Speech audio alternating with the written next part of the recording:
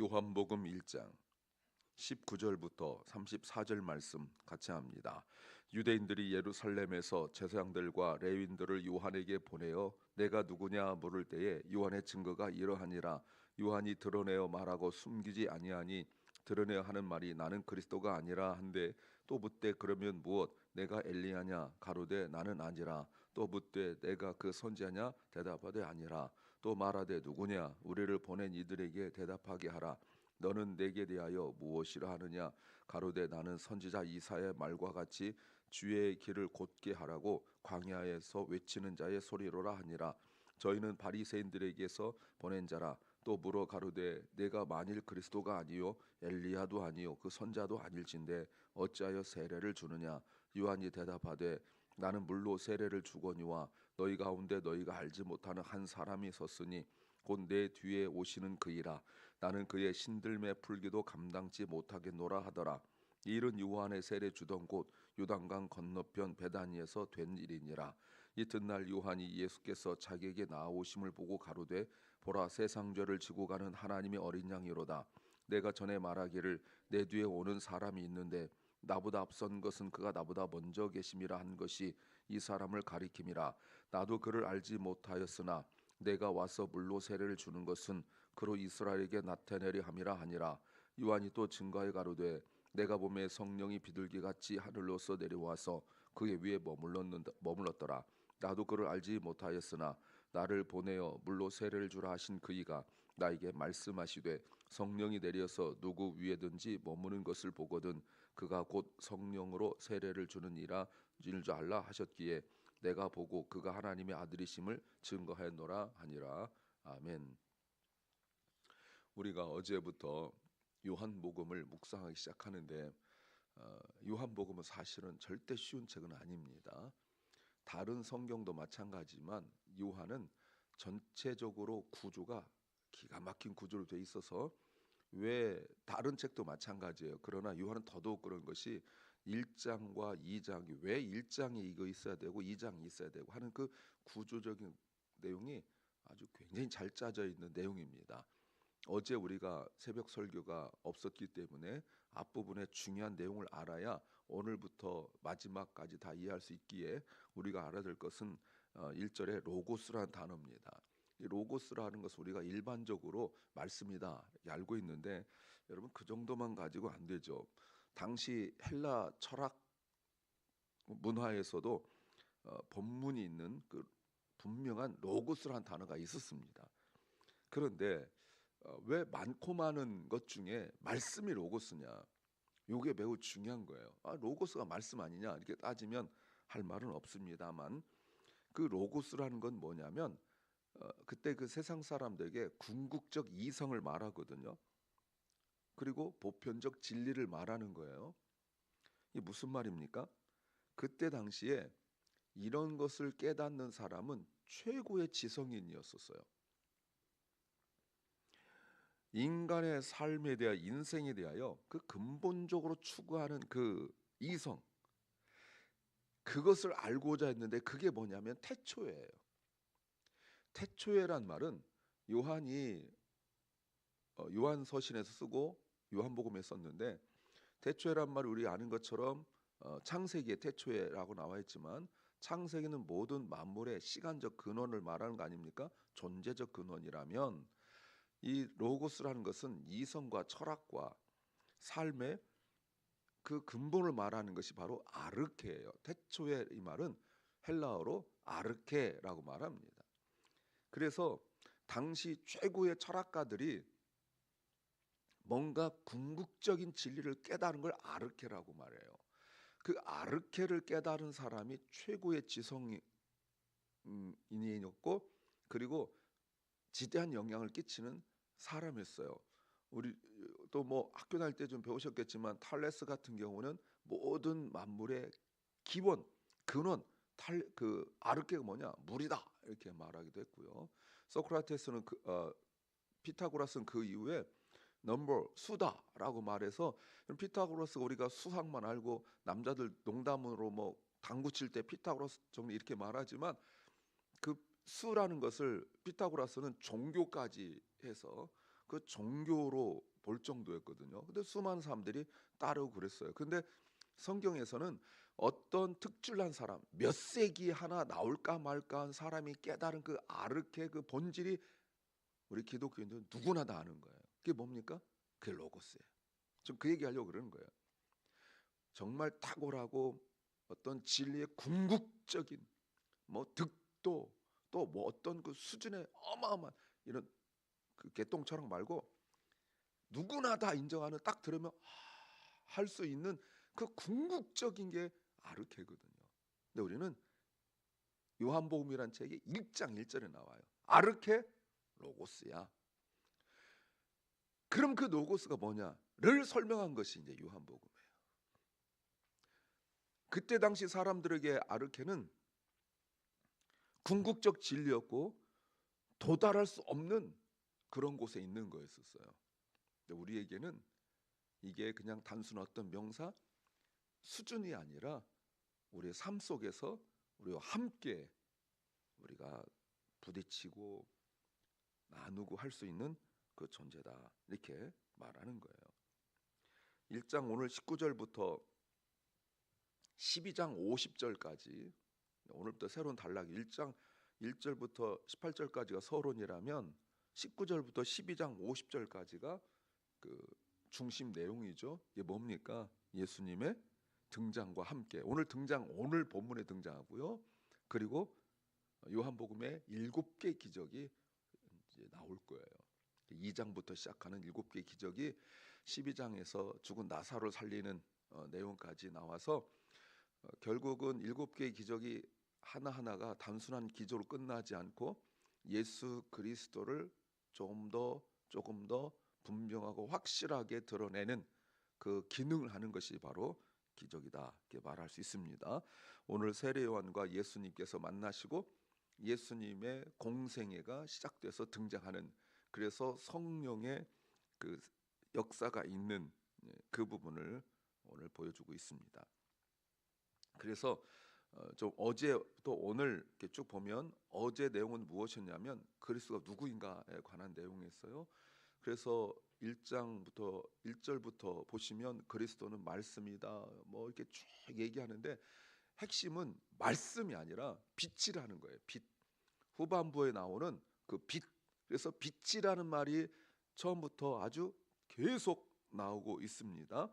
그래서 1장 12절에 영접하는 자 곧 그를 믿는 자 이 영접이라는 것이 무엇인지 하나님의 자녀가 되는 권세가 무엇인지 이거는 수없이 외웠지만 그 하나님 자녀가 되는 권세란 말은 우리가 듣지 못했는데 영접했다 이 말은 빛을 인정한다는 거고요.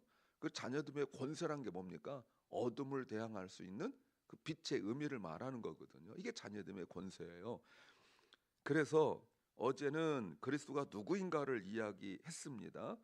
그렇다면 우리는 그 빛인 예수님을 영접한 자로서 하나님의 자녀됨의 권세를 갖게 되었는데 그렇다면 우리는 두 개를 확인해야 돼요. 나는 어떤 사람인가? 어떤 사람인가? 그래서 영접한 사람으로서 빛으로 영접한 사람으로서 나는 어떤 사람인가? 두 번째, 그럼 우리는 어떤 일을 해야 되는가? 이 부분에 대답을 해야 되는 것이 이제 요한복음이에요. 오늘 설교 제목은 정체성이 분명해야 믿음이 성장한다. 정체성이 분명해야 믿음이 성장한다. Faith grows when our identity is clear. Faith grows when our identity is clear. 제가 정체성도 말씀을 드렸죠. 정체성이 노력보다 앞서야 된다. 노력이 앞서는 사람은 많은 일을 하지만 변화되지 않는다. 그 말씀을 드렸습니다. 결국 나의 그리스도인으로서의 정체성, 하나님의 자녀로서의 그 정체성, 그거는 나 스스로 갖게 되는 하나님 자녀야 라는 데 있지 않고 내가 빛이신 그 예수 그리스도를 내가 영접하여서 어둠과 싸울 수 있는 어둠을 이겨내는 빛으로서의 그 정체성 이게 분명히 우리에게 있어야 되는 거거든요. 그래야 믿음이 성장하는 거예요. 왜 믿음이 성장하지 않냐면 그리고 제가 말씀드린 왜 노력만 하냐면 정체성이 분명하지 못하기 때문에 그래요. 그래서 그런 사람들 신앙생 오래 해서 성경 공부 딱 시작해 보십시오. 아는 게 하나도 없습니다. 이런 표현 죄송한데 어서 주워 들은 건 많아가지고 그냥 사석에서는 막 이러쿵저러쿵 얘기하는데 본문 딱 펴놓고 얘기하기 시작하면 아는 게 거의 없어요.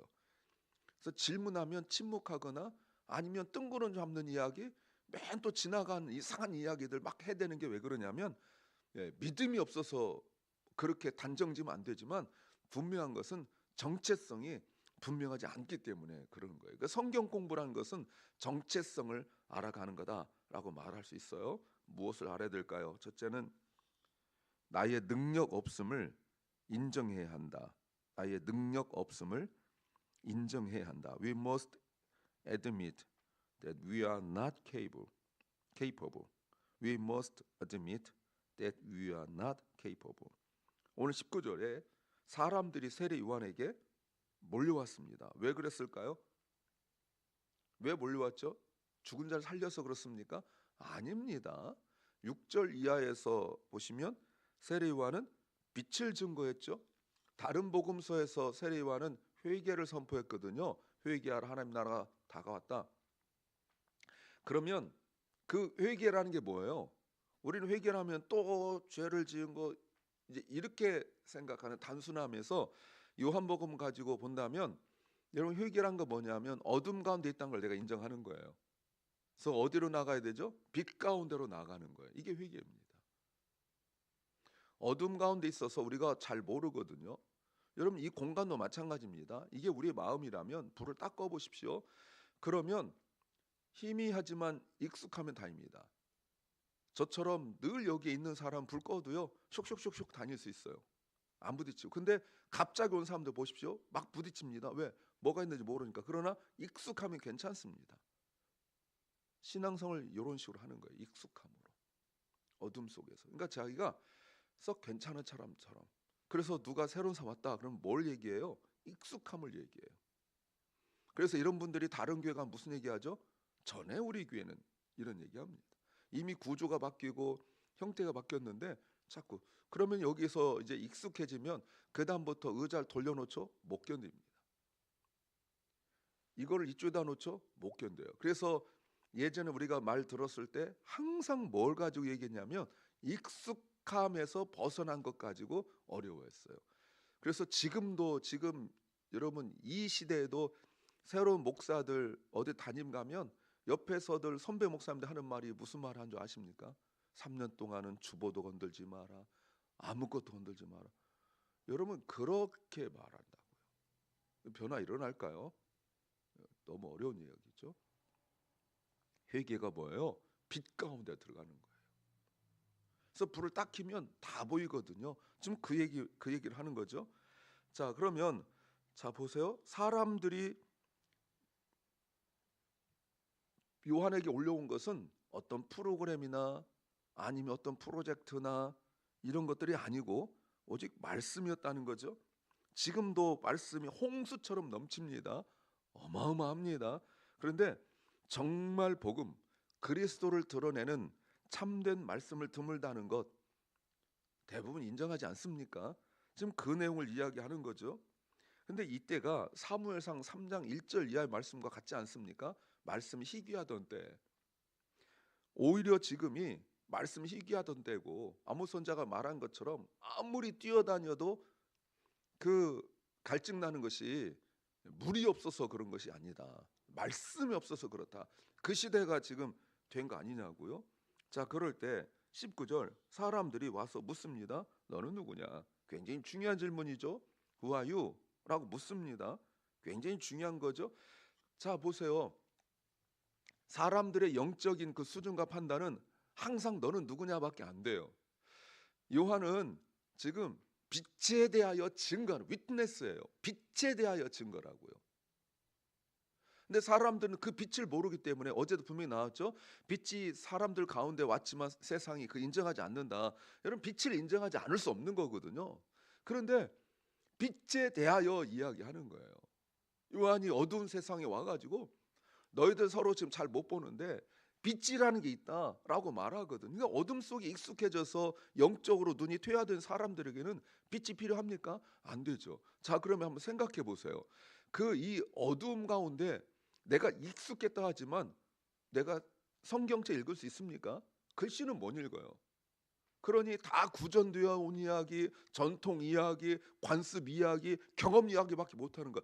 그러니까 믿음의 공동체가 말씀에 약하면 맨 관습, 전통, 경험, 자기 체험 이런 거밖에 말 못하는 거예요. 말씀에, 성경에 이런 말은 절대 안 합니다. 가만히 생각해 보세요. 여러분이 경험했던 그동안의 그 공동체 속에서 한번 생각해 보세요. 말씀에라고 나온 적 있냔 말이에요. 다 내가 옛날에 이 얘기밖에 못해. 왜? 어둠 가운데 있기 때문에 그래요. 놀랍죠? 근데 요한이 빛을 증거하니까 사람들 와가지고 묻는 거예요.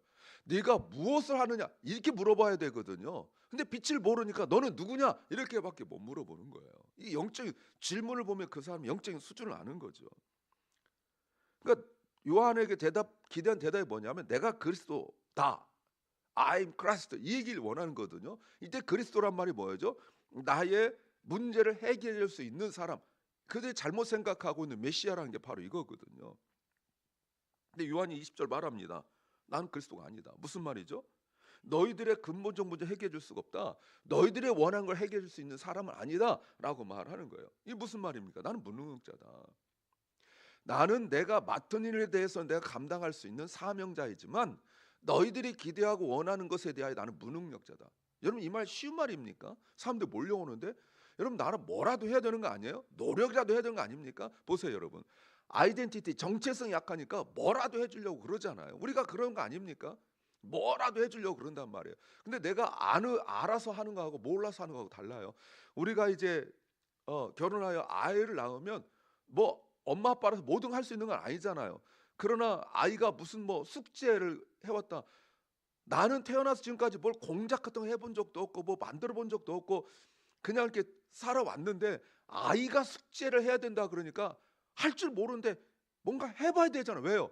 아빠니까 엄마니까 뭐라도 갖다가 나 학교 다닐 때 이런 거 안 해가고 그랬는데 뭐 종이라도 접어보고 하는 거잖아요. 보세요. 아이덴티티가 있으면 그 노력이 다른데 아이덴티티가 자기 정체성이 분명하지 않으면 그냥 노력만 한단 말이야. 내가 뭐라도 해줘야 되는 거 아니냐 자꾸 이러는 거예요. 사람들이 예수님을 나중에 또 우리가 보겠습니다만 왕으로 삼으려고 보세요. 아이덴티티가 달라졌죠. 그러니까 뭐라도 한다고. 근데 예수님 뭐라고 말했어요? 너희가 나를 찾는 이유는 뭐라고요? 먹고 배부름이라. 보세요 여러분. 자기들의 그 아이덴티티가 정체성이 달라지면 뭐라도 해주길 원하는 지금 그게 가장 큰 문제란 거 아니겠어요? 근데 요한이 뭐라고 하면 23절에 나는 소리다. 자신의 정체성이죠. 내가 뭐라고요? 외치는 자의 just sound. 그냥 소리에 불과하다는 거예요. 사람들이 주목하기 시작했는데 몰려오는데 나의 아이덴티티를 말하는 게 쉽습니까? 자기 자신을 겸손하게 하는 게 쉽습니까? 안 됩니다. 내가 누군데 말이죠. 그래서 요한이 말하는 그 기록된 말씀 이사야 40장 3절 말씀하지 않습니까? 이때는 이사야 선지자가 바벨론 포로로 잡혀가서 돌아올 것을 말씀하시는 수백 년 전의 말씀, 적어도 150, 200여 전에 200년 후에 일어날 일을 말씀하면서 꽃은 시드나 뭐만 하나님 말씀만 영원히 변치 않는다. 지금 그 얘기를 하시는 거예요. 그게 바로 소리라는 거예요. 무슨 소리? 말씀을 전하는 소리에 스피커에 불과하다. 마이크에 불과하다. 지금 그 얘기하고 있는 거예요. 그러니까 내가 정체성이 분명해야 나의 능력 없음을 인정하는 것에 부끄럽지 않아요. 우리가 자존심 상하고 속상할 때 나의 그 능력 없음을 지적하면 못 견디거든요. 왜 그래요? 정체성이 분명하지 않으니까 나를 어떤 능력으로 증명하려고 그러고 정체성이 분명하지 않으니까 가진 걸로 증명하려 하고 자꾸 그러는 거예요. 두 번째는 대답을 늘 준비해야 한다. 대답을 늘 준비해야 한다. We should always be ready to answer. We should always be ready to answer. 그럼 25절.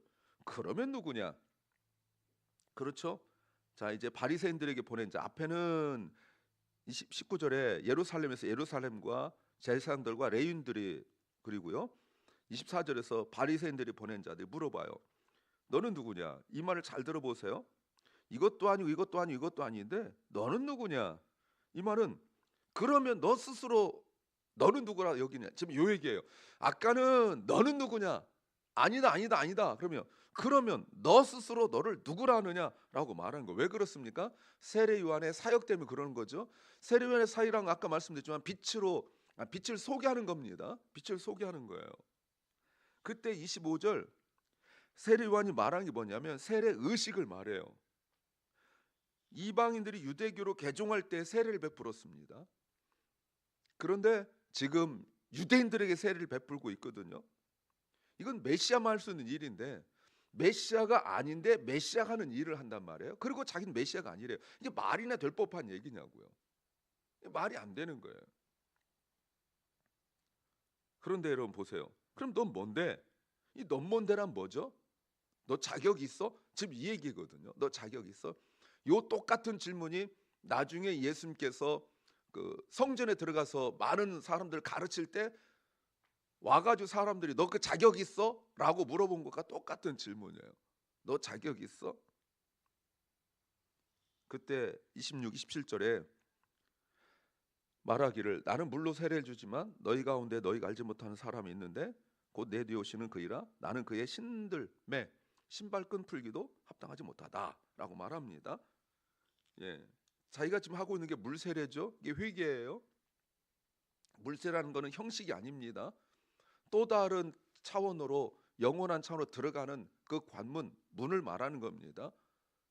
그런 의미죠. 아직은 그리스도와 함께 죽고 그리스도와 함께 살아나는 그런 의미는 아닙니다. 왜? 세례요한은 몰랐거든요. 오늘도 계속 너희가 모른다 모른다 나도 모른다는 말을 지금 반복적으로 나오고 있습니다. 여러분 모를 리가 없거든요. 근데 계속 모른다라고 계속 말하고 있습니다. 왜요? 여러분 왜 모른다고 말하는 거예요? 왜 모른다고 말합니까?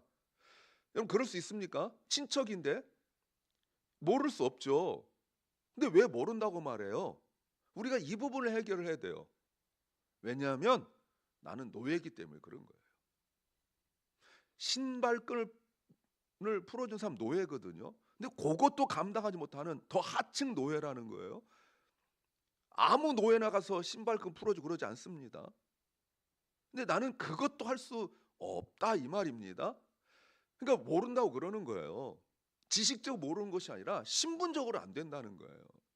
여러분 미국 대통령 누군지 압니까? 이름은 알죠. 정말 압니까? 신분의 문제는 아니지만 사실 속속들이 모르죠. 그래서 맨날 뉴스 보면서 와, 왜 저래? 이렇게 말하게 하고 이러는데 모른단 말이에요. 그것과 달라요. 자기는 감히 말할 수 있는 자격이 아니다라고 말해요. 예, 이게 뭐예요? 이 말이에요. 자기 자신을 안다는 말은 자기 자신을 부인한단 말이에요. 그러면서 보세요. 믿음이 약해지면 어떻게 될까요? 사람들의 반응이 중요해요. 사람들의 반응. 결국 우리가 그리스도가 누구인지 정확하게 알아야 내가 나 자신에 대하여서나 그리스도에 대하여서 항상 대답할 준비가 돼 있어야 돼요. 그래서 베드로 사도도 너희가 대답할 것을 항상 준비해야 돼. 두려움으로 하라. 이 말은 바로 이런 말이에요. 내가 누군지를 알아야 된다는 뜻입니다. 정체성의 문제예요. 세 번째, 증거하는 것에 망설이지 않아야 한다. 증거하는 것에 망설이지 않아야 한다. We must not hesitate to testify. We must not hesitate to testify. 자, 그러면 29절 이튿날 요한이 예수님께서 자기에게 나오심을 보고 말하죠. 보라, 세상 죄를 지고 가는 하나님의 어린 양이다. 이게 뭡니까? 보았잖아요. 자, 너희 중에 있는데 너희가 알지 못한다. 여러분 어둠 가운데 빛이 있는데 모를 수 있습니까? 영적인 빛이라 그렇거든요. 그런데 세례요한은 보았잖아요. 사람들 가운데 빛이신 분을 딱 봤잖아요. 이게 뭡니까? 이게 12절에 영접하는 자예요.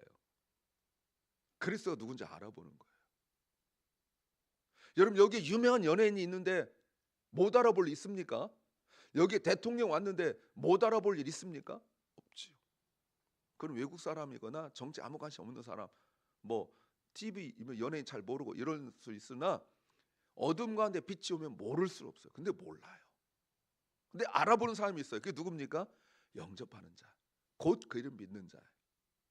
하나님의 자녀됨의 권세. 자, 하나님의 자녀됨의 권세가 뭐라고요? 어둠을 대항하는 거라 했죠? 자, 우리가 어둠을 어떻게 대항합니까? 어둠은 물러가라! 이렇게 하는 겁니까? 아니요. 여러분, 어둠을 하나님의 자녀됨의 권세는 to testify Jesus Christ. 예수 그리스도를 증거하는 거예요. 이게 하나님의 자녀됨의 권세예요. 마태복음 28장 18절 20절 말씀에 그 우리가 너는 가서 기억나시죠? 가서 모든 족속을 제자로 삼아 아버지와 성령으로 주로 이렇게 쭉 나오잖아요.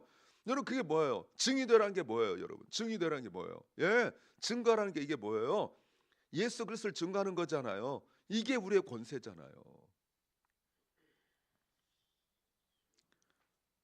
그리스도를 30절 보았습니다. 증거하죠. 계속 말하죠. 내가 너에게 말했던 사람 아니냐. 31절에서도 보세요. 내가 그를 알지 못한다.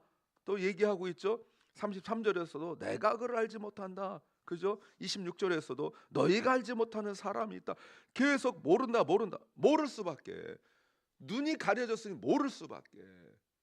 그리스도가 자신을 드러내지 않으면 우리가 몰라요.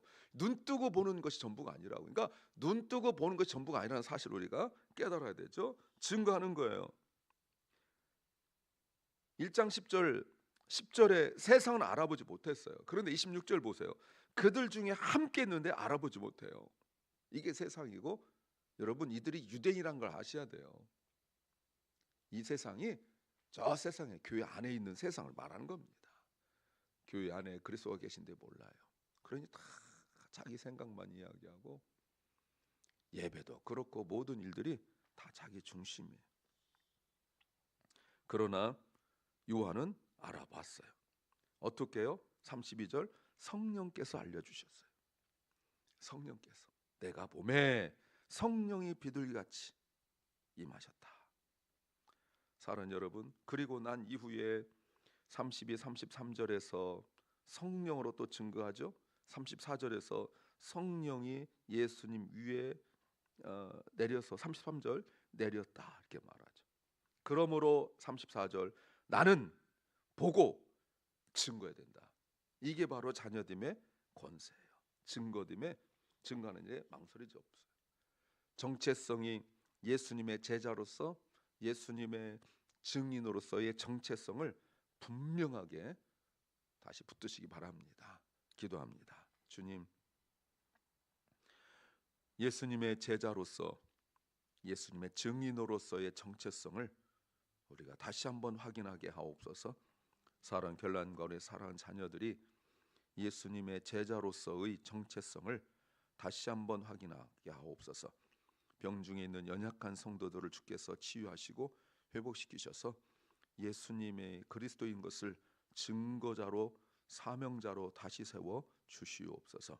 오늘 하루를 우리에게 주신 주님, 오늘 하루가 우리가 빛 가운데 걸어가는 삶이 되게 하시고 또 예수님의 증인으로서 우리의 정체성을 분명히 하게 하옵소서. 예수님 이름으로 기도하옵나이다. 아멘. 하늘에 계신 우리 아버지여, 이름이 거룩히 여김을 받으시오며 나라의 마옵시며 뜻이 하늘에서 이룬 것 같이 땅에서도 이루어지이다. 오늘날 우리에게 일용할 양식을 주옵시고 우리가 우리에게 죄 지은 자를 사하여 준 것 같이 우리 죄를 사하여 주옵시고 우리를 시험에 들게 하지 마옵시고 다만 악에서 구하옵소서. 대개 나라와 권세와 영광이 아버지께 영원히 싸움나이다. 아멘.